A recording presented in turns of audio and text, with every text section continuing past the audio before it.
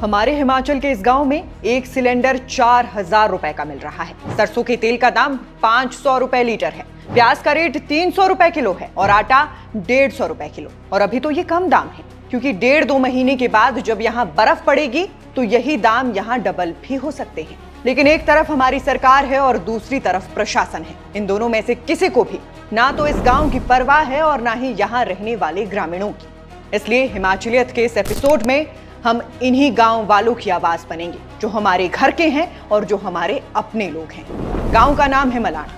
यहाँ की आबादी है 3,000 और ये अलग अलग कारणों से हमारे पूरे हिमाचल का सबसे फेमस गांव है। इसलिए अब आप इस मलाणा गांव का दर्द भी सुनिए। एकदम ताजा रिपोर्ट है कि मलाणा गांव की 3,000 की आबादी के पास न चावल है, न आटा है और न ही दाल। और यहाँ पर ये जो दिक्कत हो रही है, इस मॉनसून की देन नहीं बल्कि पिछले साल से ही यहाँ यही हालात हैं। पिछले साल 1 अगस्त 2024 को यहाँ डैम फटने के चलते गांव तक पहुंचने वाली सड़क बह गई थी, जिससे गांव का संपर्क कटा और ये रास्ता आज तक बहाल नहीं हो सका है।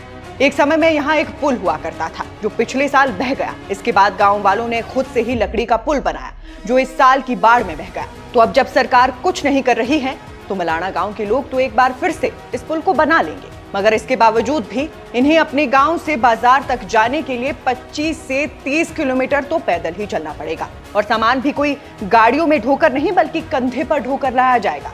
बाकी इस गांव में अभी 40 प्रेग्नेंट महिलाएं, 30 बुजुर्ग हैं जिनकी डेली दवाई चलती है, और कुछ तो कैंसर के मरीज भी हैं, जो इस असुविधा के सबसे बड़े भागी बने हैं। क्योंकि इस 3,000 की आबादी वाले गांव में एक भी स्वास्थ्य कर्मी नहीं है और राशन, सब्जियां, आलू, प्याज, शैम्पू, साबुन जैसी हर जरूरी चीज यहाँ 4 गुना रेट पर बेची जा रही है। इसलिए आप दर्शकों से हमारा सीधा अनुरोध है कि जरा सरकार के कान की घंटी बजाइए, जिम्मेदार लोगों को टैग करिए और मलाणा का दर्द उन तक पहुंचाइए।